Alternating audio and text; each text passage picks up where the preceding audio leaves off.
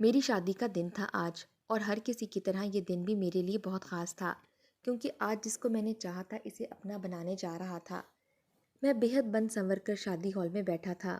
مہمان آ چکے تھے اور سب کو دلہن کا انتظار تھا، جو کہ پارلر میں تیار ہونے گئی تھی، اور سب سے زیادہ تو مجھے تھا کہ اسے اپنی آنکھوں کے سامنے دیکھ لوں، اور میری خوشی کا کوئی ٹھکانہ بھی نہیں تھا۔ مجھے بہت ہی بے چینی سے اس دن کا انتظار تھا۔ جب کافی وقت گزر گیا تو مہمانوں میں چیمنگوئیاں سٹارٹ ہو گئیں کہ دلہن ابھی تک کیوں نہیں آئی۔ میرے صبر کا پیمانہ لبریز ہوتا جا رہا تھا۔ اس کی جا کر بہن سے پوچھا کہ یہ سب کیا ہے، تو بہن نے کہا کہ مسلسل کوشش کی جا رہی ہے، رابطہ نہیں ہو پا رہا۔ شاید اس نے فون آف کر دیا ہے یا آف ہو گیا ہوگا۔ ٹریفک بدترین ہوتی ہے اور ٹریفک میں پھنس گئی ہوگی۔ میں بھی مطمئن ہو گیا اور بات تو ٹھیک ہے، اس لیے میں بھی اپنی جگہ پر جا کر بیٹھ گیا۔ یہی بات ہمارے مہمانوں کو بھی بتائی جا رہی تھی، لیکن کب تک وہ اس بات پر یقین کرتے۔ بعد میں معلوم ہوا کہ اسے لے جانے والی گاڑی واپس خالی آئی ہے، اور معلوم ہوا کہ دلہن غائب ہو چکی ہے، اور بعد میں معلوم ہوا کہ اس نے فون پر اپنی بہن کو میسج کیا تھا کہ میں شادی نہیں کرنا چاہتی، میں جا رہی ہوں۔ ایسے وقت میں دلہن کا غائب ہو جانا دونوں خاندان کی بے عزتی سمجھی جاتی ہے۔ اب میری کزن جو کہ یتیم تھی اور ابھی صرف 12 سال کی تھی، اسے تیار کر کے دلہن کی جگہ پر بٹھا دیا گیا۔ میں اس نکاح پر بالکل بھی تیار نہیں تھا، لیکن وہاں پر موجود لوگوں کی زبان بند کرنے کے لیے اور اپنے خاندان کی عزت بچانے کے لیے، اور سب سے بڑھ کر ماں کی قسم دینے پر اس بچی سے نکاح پر تیار ہو گیا۔ میں نے بامشکل ہی اس موقع پر قبول کیا اور الفاظ بولے، اور وہ ایک چھوٹی سی بچی تھی۔ وہ اتنا پروٹوکول ملنے پر خوش تھی، اور مجھے غصہ آ رہا تھا، اس پر نہیں بلکہ اپنی ماں اور اپنی مومانی پر۔ وہ جانتی تھی کہ میں پورے 28 سال کا ہوں، میری اور اس کی عمر میں اتنا زیادہ فرق ہے، اور وہ بالکل معصوم بچی ہے، اسے تو شادی کے تقاضے بھی نہیں معلوم ہوں گے۔ لیکن عزت بچانے کے لیے میں خاموش رہا، اور اس لیے میں سب کو ہی مسکرا کر ملنے لگا۔ بہت سے لوگوں نے اس موقع پر باتیں بنائیں، لیکن نہ جانے میری ماں اور میری مامی نے کیا کہا۔ اس کے بعد نازک بدن لڑکی کو سٹیج پر لا کر بٹھا دیا گیا، اور اس کے بعد ماحول خوشگوار ہو گیا، اور دکھاوے کو مجھے بھی اپنی دلہن کے ساتھ بیٹھنا پڑا۔ اس کے ساتھ بیٹھنے پر مجھے عجیب سے خیالات آ رہے تھے، کیونکہ اگر اس کی جگہ پر وہ میری دل نشین ہوتی جو بھاگ گئی ہے تو شاید کچھ اور ہی احساسات ہوتے، لیکن اس کے ساتھ بیٹھتے ہوئے مجھے شرمندگی محسوس ہو رہی تھی۔ میں تو جیسے اس کا باپ لگ رہا تھا، کیونکہ وہ ایک کم عمر لڑکی تھی، اور پھر اتنا تیار ہو کر وہ تو اور بھی زیادہ معصوم لگ رہی تھی۔ وہی شادی کا دن جس کا مجھے شدت سے انتظار تھا، اور کیوں نہ ہوتا، جس کے خواب دیکھے تھے وہ تو بیچ راستے میں چھوڑ کر بھاگ گئی تھی۔ میرے ساتھ ایک بہت چھوٹی سی معصوم سی لڑکی بھی آتی گئی تھی۔ اسے دنیاوی دکھاوے کے لیے مجھے اپنی بیوی کا نام دینا پڑ رہا تھا۔ میں بس چاہ رہا تھا کہ جلدی جلدی یہ سب ختم ہو اور رخصتی کی رسم پوری ہو اور میں یہاں سے نکلوں۔ خدا خدا کر کے ٹائم ختم ہوا، سب مہمان اپنے گھروں کو جانے لگے، اور پھر باقاعدہ روایتی قسم کی رسم و رواج کے بعد میری بیوی کو میری گاڑی میں بٹھا دیا گیا، اور میں خاموشی سے ڈرائیو کرتا رہا۔ گھر تک کا راستہ خاموشی سے کٹا، اور اس سارے ڈرامے میں یہی سوچتا رہا کہ اب مجھے کیا کرنا ہے، اور گھر پہنچنے تک میں اس فیصلے پر پہنچ چکا تھا کہ مجھے اس لڑکی کو آج ہی طلاق دے دینی ہے، کیونکہ یہ بچی ہے۔ اگر اس نے ایک رات بھی میرے ساتھ گزار لی تو آئندہ کے لیے اس کی زندگی پر دھبا لگ جائے گا۔ یہ کام آج ہی ہوگا تو بہتر ہے۔ مجھے تو کوئی اور بھی مل جائے گی، میں کسی اور سے شادی کر لوں گا، لیکن اس بچی کے ساتھ زندگی گزارنے کا تو میں سوچ بھی نہیں سکتا تھا۔ اس نتیجے پر پہنچنے کے بعد میں مطمئن ہو گیا، اور گھر داخل ہوتے ہی فوراً گاڑی سے نکلا اور اس کو پکڑ کر لایا۔ کیسے لایا مجھے کچھ پتہ نہیں۔ میں اپنے کمرے میں گیا اور شیروانی وغیرہ ہر چیز تبدیل کی اور گاڑی میں بیٹھ کر نکل گیا۔ ماں نے روکنے کی کوشش کی، لیکن میں ان سب میں ذہنی طور پر پریشان ہو چکا تھا۔ میں مزید وہاں تھوڑی دیر رکتا تو شاید میرا دماغ پھٹ جاتا، اس لیے میں نے گھر سے باہر جانا ہی مناسب سمجھا۔ تھوڑی دیر باہر ویسے ہی سڑکوں پر گاڑی چلاتا رہا اور اپنے دماغ کو ٹھنڈا کرنے کی کوشش کرتا رہا، اور تقریباً 2 گھنٹے گزرنے کے بعد میں جب گھر واپس آیا تو میری بیوی کو میرے کمرے میں پہنچا دیا گیا تھا، اور میری ماں باہر صحن میں بیٹھ کر میرا انتظار کر رہی تھی۔ انہوں نے مجھے سمجھایا کہ جو ہونا تھا وہ ہو گیا، اب یہ تمہاری بیوی ہے، اچھے طریقے سے بات کرنا، اس میں اس کا کوئی قصور نہیں، اسے سمجھانا اور اس پر غصہ مت کرنا۔ لیکن اب میں پکا ارادہ کر چکا تھا کہ نہ میں خاموشی سے سر جھکا سکتا تھا اور نہ ہی اس کے بعد کوئی بات ماننا چاہتا تھا۔ جب میں کمرے میں گیا تو میری بیوی تو روایتی طریقے سے گھونگھٹ نکال کر بیٹھی تھی، لیکن میرا کوئی ارادہ نہیں تھا کہ میں اس کا گھونگھٹ اٹھاؤں یا میں اس کی تعریف کروں۔ میں اس کو کسی قسم کی امید دلانا بھی نہیں چاہتا تھا، کیونکہ ابھی تھوڑی دیر میں ہی میں نے اس کو طلاق دے دینی تھی، اور اس لیے میں بالکل خاموش تھا۔ اسے جا کر کہا کہ کپڑے بدل لو اور میک اپ اتار کر فریش ہو جاؤ۔ اس نے خاموشی سے گھونگھٹ اٹھا کر دیکھا، لیکن اس نے کوئی بحث نہیں کی، اور خاموشی سے چوڑیاں وغیرہ نکال کر کپڑے اٹھا کر واش روم کی طرف چلی گئی، اور میں دوسری طرف منہ کر کے بستر پر لیٹ گیا اور سوچنے لگا کہ اگر اسے طلاق دے دوں گا تو میں کیا کروں گا، اور پھر میری ماں جو اکیلی ہے ان کا کیا رد عمل ہوگا۔ لیکن وہ ساری باتیں میں پہلے بھی سوچ چکا تھا، اور میں ان ساری باتوں کی وجہ سے اپنا فیصلہ بالکل بھی نہیں بدلنے والا تھا، اور اس کے باہر آنے کا انتظار کر رہا تھا۔ جب وہ باہر آئی تو بغیر کوئی بات کیے ٹیبل سے دودھ کا گلاس اٹھا کر مجھے پکڑا دیا۔ مجھے اچھا نہیں لگا کہ اس نے اتنے احترام سے مجھے دودھ کا گلاس پکڑایا ہے اور میں اس کو انکار کر دیتا، اور ویسے بھی مجھے اس وقت ٹھنڈے دودھ کی شدت سے ضرورت محسوس ہو رہی تھی۔ اس گلاس کو میں ایک سانس میں خالی کر گیا، لیکن اس کے بعد مجھے یوں لگا جیسے میرا سر گھوم رہا ہو، اور اس کے بعد میرے ساتھ کیا ہوا مجھے کچھ ہوش نہیں تھا۔ جب دوبارہ مجھے ہوش آیا تو میں اپنے بستر پر سو رہا تھا، اور دن کے تقریباً 12 بج رہے تھے۔ کمرے میں کوئی بھی نہیں تھا۔ میں اٹھا تو مجھے یوں لگا جیسے میرا سر ابھی بھی چکرا رہا ہو۔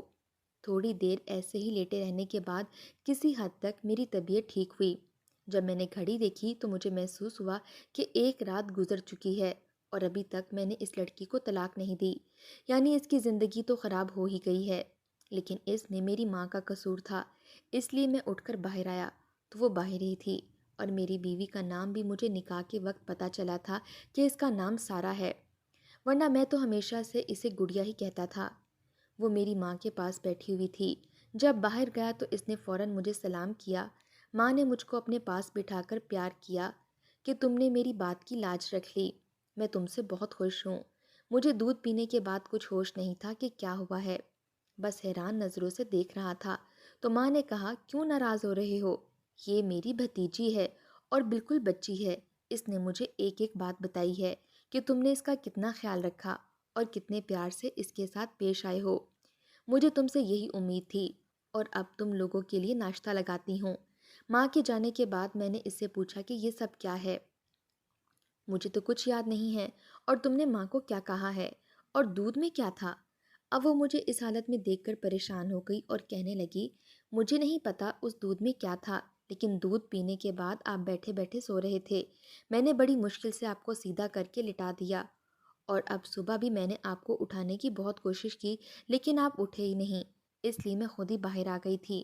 اور جب ماں نے پوچھا تو میں ان کو کیا بتاتی کہ آپ تو ساری رات سوئے رہے، اس لیے میں نے کہا آپ بہت اچھے ہیں، اور ویسے بھی آپ تو بہت اچھے ہیں، آپ نے مجھے بالکل بھی کچھ نہیں کہا، بلکہ میں تو بیٹھی ہوئی تھی، آپ نے فوراً کہا کہ کپڑے چینج کر لو، اور میں نے آپ کو گلاس پکڑایا تھا، آپ نے شکریہ کے ساتھ وہ بھی لیا، اور اس سے زیادہ اچھا آپ میرے لیے کیا کر سکتے تھے؟ میرے دماغ میں فوراً بات آئی کہ یہ تو بچی ہے، یہی سب اس کے لیے اہم ہے کہ جو اس کے ساتھ پیار سے بات کر لے وہی بہت اچھا ہے، اب نہ جانے کون سا راستہ زندگی دکھائے گی۔ میں نے اس وقت اس سے کچھ نہیں کہا، کیونکہ اسی شام کو ہمارا ولیمہ تھا، اس لیے یا تو میں اس بچی کو رات کو ہی طلاق دے دیتا تو الگ بات تھی، لیکن اب اسے طلاق نہیں دے سکتا تھا، اس لیے میں خاموش ہو گیا تاکہ یہ ولیمے کی تقریب بھی گزر جائے، تو پھر میں ماں سے بات کروں گا۔ شام میں پھر وہی ٹینشن تھی۔ میری بیوی کو دیکھ کر بہت سے لوگ باتیں کر رہے تھے، تو کچھ سوال کر رہے تھے تو کچھ طنز کر رہے تھے اور کچھ میرے فیصلے کو کوس رہے تھے۔ بس خدا خدا کر کے یہ کچھ گھنٹے گزرے اور میری جان چھوٹی، اور اس کے بعد رسم کے مطابق میری بیوی کو اپنی ماں کے گھر جانا تھا، اور میں اس بات سے بہت خوش تھا کہ وہ اپنی ماں کے گھر جائے، اور پھر اس کے بعد میں واپس لے کر آنے والا نہیں تھا۔ میں نے اسے طلاق دینی تھی، اور اپنی ماں کے ساتھ اپنے گھر چلی گئی وہ، اور میں اپنے گھر واپس آ گیا۔ رات بہت ہو چکی تھی اور میں بہت تھکا ہوا تھا، اس لیے بستر پر لیٹ گیا، لیکن سجا ہوا کمرہ مجھے بہت کچھ یاد دلا رہا تھا، کیونکہ اس سے پچھلی رات تو میں نے کمرے کی خوبصورتی کو نوٹ ہی نہیں کیا تھا، کیونکہ مجھے تو کچھ ہوش ہی نہیں تھا۔ لیکن مجھے آج ماضی یاد آ رہا تھا کہ جب ابا کے مرنے کے بعد میں نے اپنی تعلیم کا خرچہ خود اٹھانا شروع کیا تھا، اور ہمارے حالات بہت ہی خراب تھے، لیکن تب ان حالات میں مجھے میری دوست ملی تھی جو ہر حال میں میرا ساتھ دیتی تھی، اور اکثر وہ مجھے اپنی جیب خرچ میں سے جو ہو سکے دے دیا کرتی تھی، اور وہ دوست کوئی اور نہیں میرے چاچو کی بیٹی تھی۔ اور جب میں کالج میں داخل ہوا تب بڑی بہن کی شادی ہو گئی تھی اور چھوٹی بہن میرے ساتھ ہی پڑھتی تھی۔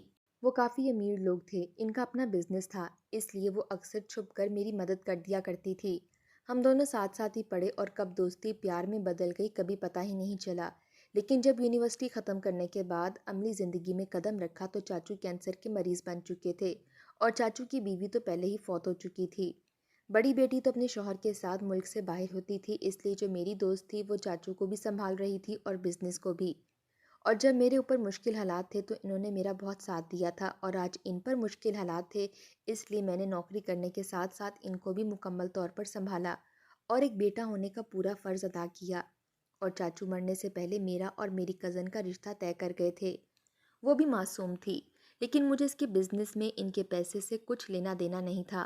میں تو اسے دل سے ہی پسند کرنے لگا تھا۔ اس سے شادی کرنا میرا بہت بڑا خواب تھا اور کبھی بھی مجھے یہ نہیں لگا تھا کہ وہ مجھے پسند نہیں کرتی یا مجھ سے شادی نہیں کرنا چاہتی۔ مجھے تو ہمیشہ سے لگتا تھا کہ میں اس سے پیار کرتا ہوں تو وہ بھی شاید مجھ سے اتنا ہی پیار کرتی ہے، تبھی وہ میری ہم مزاج ہے۔ میری ہر ایک بات کا اسے پتہ ہوتا تھا، میری خوشی میں میرے ساتھ کھڑی ہوتی تھی، میری پسند ناپسند سب اسے معلوم ہوتی تھی۔ کب کس بات پر موڈ بگڑ جاتا ہے یہ بات اسے مجھ سے زیادہ معلوم ہوا کرتی تھی۔ تو پھر ایسی لڑکی آخر شادی کے دن کیسے بھاگ سکتی ہے؟ لیکن جب میں نے اس کے گزشتہ کچھ ماہ کے رویے پر غور کیا تو مجھے لگا کہ وہ کچھ ماہ میں بہت بدل گئی تھی۔ ہر وقت ڈپریشن کا شکار رہتی تھی، اگر میں کوئی بات کرتا بھی تو مختصر سا جواب دیتی تھی، اور جب شادی کی بات چل رہی تھی تو اس نے ایک دفعہ بھی کسی چیز میں اپنا جوش یا اپنا کسی قسم کا انٹرسٹ نہیں دکھایا تھا۔ میں نے جس چیز پر ہاتھ رکھا اس نے خرید لی۔ شادی کے جوڑے کے لیے بھی وہ خود نہیں گئی تھی، بلکہ جو میں پسند کر کے آیا اسی کو اس نے پسند کر لیا تھا۔ ابھی میری سوچ اپنی موجودہ بیوی کی طرف پلٹ کر آئی۔ یہ تو بچی تھی، اس کو تو میں نے گود میں کھلایا تھا اور اس کو اپنی چھوٹی بہنوں کی طرح گڑیا ہی کہا تھا، کیونکہ میری ممانی بہت نیک پرہیزگار تھیں اور ان کا ہمارے گھر میں بہت آنا جانا تھا، اور ماموں کی وفات کے بعد ان کی جگہ ممانی کو نوکری مل گئی تھی، اس لیے کبھی آفس سے لیٹ ہوتی تو سارا ہمارے گھر ہی آتی تھی۔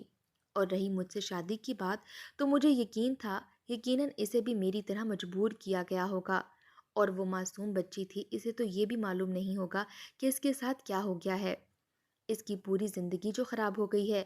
پھر خیال آیا کہ کل رات تو وہ دلہن بنی تھی، خود تو دودھ ڈال کر نہیں لائی ہوگی، تو وہ دودھ کون لے کر آیا تھا؟ جس کے بعد میں بے ہوش ہو گیا تھا۔ نیند کی دوا دینے کا کیا مقصد تھا مجھے معلوم نہ ہوا، یا پھر دن بھر کی جسمانی تھکان اور پچھلے کچھ دنوں کی ذہنی تھکن نے مجھے جلدی سونے پر مجبور کر دیا تھا۔ صبح جب میں اٹھا تو ناشتے کے بعد ماں نے کہا کہ آج تمہیں سسرال جانا ہے، رسم کے مطابق اپنی دلہن کو لے کر آنا ہے۔ لیکن میں نے صاف لفظوں میں کہہ دیا کہ مجھے اس بچی سے شادی نہیں رکھنی ہے اور میں اس کو طلاق دینا چاہتا ہوں، کیونکہ آپ بھی جانتی ہیں کہ وہ مجھ سے کتنی چھوٹی ہے اور وہ ابھی پڑھ رہی ہے، اس کے سامنے پوری زندگی پڑی ہے، اور آپ لوگوں نے مجھ سے اس کی شادی کروا کر اس کے ہاتھ پاؤں باندھ دیے ہیں، جبکہ آپ لوگ اچھی طرح جانتے ہیں کہ میں اپنی کزن کو پسند کرتا تھا۔ اگر وہ مجھے چھوڑ کر چلی گئی ہے تو میری زندگی میں اس کے علاوہ کسی جگہ کی، کسی بھی لڑکی کی بلکہ کوئی جگہ نہیں ہے، اور یہ تو بچی ہے، اور اس بچی کے لیے میری زندگی میں جگہ کہاں سے آئی؟ میں اس کے ساتھ چلتا ہوا اس کا باپ ہی لگوں گا، لیکن ماں نے مجھے قسم دی کہ تم اس کو طلاق نہیں دو گے، جیسی بھی ہے اب تم اس سے شادی نبھاؤ گے۔ مجھے اسے گھر لے کر آنا پڑا، لیکن میں اس کے ساتھ برتاؤ بچوں کی طرح ہی کرتا تھا۔ وہ واپس اپنے اسکول جانا شروع ہو گئی تھی اور میں نے اس کے ساتھ کسی قسم کا کوئی تعلق نہیں رکھا تھا، میرا اس کا تعلق اچھے دوستوں کی طرح ہی تھا۔ میری شادی کو 1 مہینہ ہوا تھا کہ مجھے اڑتی اڑتی خبر ملی کہ میری سابقہ منگیتر وہ غائب ہے اور وہ اپنے آفس بھی نہیں جا رہی، اور اس بات نے مجھے چونکا دیا کہ کہیں اس کے ساتھ کچھ غلط تو نہیں ہو گیا، کیونکہ کچھ بھی تھا وہ اپنے بزنس کو لے کر بہت زیادہ سیریس تھی، اور اس کی بہن بھی واپس جا چکی تھی۔ میں نے اس کے بارے میں معلومات حاصل کرنا شروع کر دی کہ اگر وہ میری بیوی نہیں تھی تو کم از کم دوست تو تھی، میرے چچا کی بیٹی تھی۔ مجھے معلوم ہونا چاہیے تھا کہ اس نے شادی سے انکار کیا ہے تو کیوں کیا ہے، اور وہ بھی اس طرح عین شادی والے دن، اور اگر وہ مجھ سے شادی نہیں کرنا چاہتی تھی تو پہلے بھی بتا سکتی تھی۔ اس کے آفس گیا تو معلوم ہوا کہ وہ حقیقتاً آفس نہیں آ رہی، اور کسی کو کچھ پتہ نہیں ہے کہ وہ کہاں ہے۔ یہ تو اچھا تھا کہ اس کی کمپنی کا جو مینیجر تھا اس کے باپ کا دوست تھا، اور اس نے سارا کچھ بڑے اچھے سے سنبھالا ہوا تھا۔ اور جب ان کے گھر کے پرانے ملازمین سے پتہ چلا تو معلوم ہوا کہ میری وہ کزن شادی والے دن گھر سے پارلر کے لیے ہی نکلی تھی اور اس کے بعد آج تک واپس نہیں آئی۔ اور اس سے یہ بات بالکل واضح ہو گئی کہ میری کزن کسی مصیبت میں ہے اور وہ شادی سے بالکل نہیں بھاگی تھی۔ مجھے خود پر افسوس ہونے لگا کہ میں اسے اچھی طرح جانتا تھا تو مجھے یہ بات پہلے معلوم کر لینی چاہیے تھی، لیکن ابھی کچھ نہیں بگڑا تھا۔ اس لیے میں نے اپنے ایک دوست جو کہ ہم دونوں کا مشترکہ دوست تھا اور اب CSS کرنے کے بعد پولیس جوائن کر چکا تھا، اس سے مدد حاصل کرنے کا فیصلہ کیا۔ میں نے جب اسے ساری بات بتائی تو اس نے مجھے پہلے برا بھلا کہا کہ تمہیں یہ بات پہلے مجھے بتانا چاہیے تھی۔ اب 1 مہینے سے کس مصیبت میں ہوگی وہ، لیکن فوراً ہی تلاش کا کام شروع کر دیا گیا۔ میں نے اس بارے میں گھر میں کسی کو نہیں بتایا تھا کیونکہ ماں تو اس کا نام سے ہی نفرت کرتی تھی، اور کیوں نہ کرتی کہ جو لڑکی شادی کے دن بھاگ گئی ہو اس کو پیار کون کرے گا یا پیار سے بات کرے گا۔ اس لیے میری ماں بھی اپنی جگہ بالکل ٹھیک تھی۔ اور پھر تقریباً 1 ہفتے بعد ہمارے اس دوست کو معلوم ہوا کہ میری اس کزن کو اغوا کر لیا گیا ہے، کیونکہ جب وہ گھر سے پارلر کے لیے نکلی تو راستے میں اس کی گاڑی پر فائرنگ ہوئی تھی۔ اس کے بعد کسی کو کچھ معلوم نہیں کہ وہ کہاں ہے، اس کی گاڑی تک کا بھی کچھ معلوم نہیں ہے، لیکن وہ پولیس والا تھا، ان کے اپنے ذرائع ہوتے ہیں۔ تقریباً 1 ہفتے بعد ہمیں معلومات مل گئی کہ یہاں اس علاقے میں پیسے لے کر ایسے کام کرنے والے گروہ نے یہ اغوا کیا ہے۔ پولیس نے چھاپا مار کر اغوا کاروں کو گرفتار کیا۔ پوچھ گچھ کی تو انہوں نے بتایا کہ انہوں نے ہی اسے اغوا کیا تھا اور اس کام کے ان کو پیسے ملے تھے، لیکن وہ یہ نہیں بتا سکتے کہ کس نے انہیں یہ کرنے کو کہا۔ لیکن انہوں نے صرف اتنا بتایا کہ وہ لڑکی تھی، اس کام کے پیسے دیے تھے اور انہوں نے اغوا کر کے 2-3 دن بعد اسے اس کے پاس ہی رکھا۔ اس کے بعد وہ لڑکی آ کر لے گئی تھی۔ اب وہ لڑکی کون تھی یہ تو ہم نہیں جان سکتے تھے، لیکن پولیس نے ان سے وہ جگہ معلوم کی جہاں انہوں نے میری منگیتر کو رکھا تھا، اور وہاں سے معلومات حاصل کرتے کرتے شہر سے دور ایک چھوٹے سے مکان تک پہنچ گئے، اور جب وہاں پر چھاپا مارا گیا کمرے سے میری کزن برآمد ہو گئی اور گھر میں صرف ایک گونگی عورت ہی تھی۔ میری منگیتر نے بتایا کہ یہ عورت اسے 3 ٹائم کا کھانا دیتی تھی اور بس اس کمرے سے باہر نہیں نکل سکتی تھی۔ وہ عورت گونگی تھی، لیکن اشارے سے اس نے اتنا ہی بتایا کہ اسے اس کام کے لیے رکھا گیا ہے کہ وہ 3 ٹائم کھانا دے دے، اور بس اس سے بات تو کر نہیں سکتی تھی، اور ویسے بھی اسے اس کی اجازت نہیں تھی۔ اسے ہر مہینے تنخواہ مل جاتی ہے۔ جب ہم نے سوال کیا کہ کس نے اس کو اغوا کیا ہے تو میری کزن نے بتایا کہ میری بہن نے کروایا ہے۔ مجھے انتہا کی حیرت ہوئی کہ اس کی بہن نے یہ سب کچھ کیا ہے، اپنی بہن کو اغوا کر کے واپس اپنے ملک جا چکی ہے۔ میری منگیتر نے بتایا کہ اس نے اپنی پسند سے شادی کی تھی۔ اس کی شادی کے وقت اس کو بابا نے جہیز، زیور اور سارا کچھ دیا تھا۔ اس کے بعد یہ کہا تھا کہ تمہیں میری جائیداد میں سے کچھ نہیں ملے گا۔ اس لیے بابا جب فوت ہوئے تو انہوں نے اپنی وصیت میں سارا کاروبار بس میرے نام کر دیا تھا اور اسے کچھ بھی نہیں دیا تھا، اور اب وہ کاروبار میں اپنا حصہ چاہتی تھی۔ اسے وہ بہت دفعہ کہہ چکی تھی، لیکن میں اسے اس کا حصہ دینے پر تیار نہیں تھی کیونکہ میرے بابا سختی سے منع کر کے گئے تھے۔ وہ ویسے تو پاکستان آ نہیں سکتی تھی، اس لیے میری شادی پر یہاں آئی، اور اس نے شادی کے دن ہی یہ کام اس لیے کر دیا کسی کو شک نہیں ہوگا اور سب یہی سمجھیں گے کہ میں شادی سے بھاگ گئی ہوں، کبھی میرا پیچھا نہیں کریں گے، میرے بارے میں معلومات حاصل نہیں کریں گے، اور اس طرح جب میں بہت عرصہ غائب ہوں گی تو وہ آ کے کاروبار سنبھال لے گی اور ہر کوئی اسے باس تسلیم کرے گا، اور جب وہ مکمل طور پر کاروبار پر قبضہ جما لے گی تو میرا کام تمام کر دے گی۔ اور اس کا یہی پلان تھا، لیکن خوشی کی بات یہ تھی کہ میری کزن صحیح سلامت بازیاب ہو چکی تھی، اور میرے دماغ میں اب ایک ہی الجھن رہ گئی تھی کہ اس دن میری شادی والے دن میرے دودھ میں کس نے دوا ملائی تھی اور اس کا کیا مقصد تھا۔ یہ باتیں بعد میں کھل گئیں، اور جب میری ماں کو معلوم ہوا کہ لڑکی شادی سے نہیں بھاگی بلکہ اس کے ساتھ ایسا ہوا ہے تو وہ بھی افسوس کرنے لگیں۔ اس لیے میں نے اپنی کزن کو طلاق دے دی اور اپنی سابقہ منگیتر سے شادی کا فیصلہ کر لیا۔ اور شادی پر اس کی ایک دوست آئی تو اس نے بتایا کہ شادی والے دن آپ کے کمرے میں جو دودھ رکھا گیا تھا اس میں نیند کی دوا میں نے ملائی تھی تاکہ آپ اسے اپنی دوسری بیوی کا کارنامہ سمجھیں اور اس کے ساتھ کوئی تعلقات قائم نہ کریں، کیونکہ مجھے معلوم تھا کہ میری دوست ایسی نہیں ہے اور وہ آپ سے بہت پیار کرتی ہے، اور وہ تو کبھی بھی شادی والے دن بھاگ نہیں سکتی تھی۔ لیکن اس کے بارے میں نے اپنے طور پر معلومات حاصل کرنے کی کوشش کی تھی، لیکن مجھے کچھ معلوم نہیں ہوا، اس لیے چپ چاپ بیٹھ گئی۔ جو بھی تھا بہت غلط ہوا تھا، لیکن زندگی دوبارہ اپنی جگہ پر آ گئی تھی۔ لیکن میری ماں اور میری مامی کی جلد بازی کی وجہ سے سارا کی زندگی کافی حد تک خراب ہو چکی تھی۔ لیکن میں نے اور میری بیوی نے خود سے یہ عہد کیا تھا کہ اس بچی کی زندگی کو مزید خراب نہیں ہونے دیں گے، بلکہ اس کو اچھا پڑھائیں گے، لکھائیں گے اور ہمیشہ اس کو اپنی ذمہ داری سمجھیں گے، کیونکہ ہم اس بچی کے لیے ابھی یہی کر سکتے تھے۔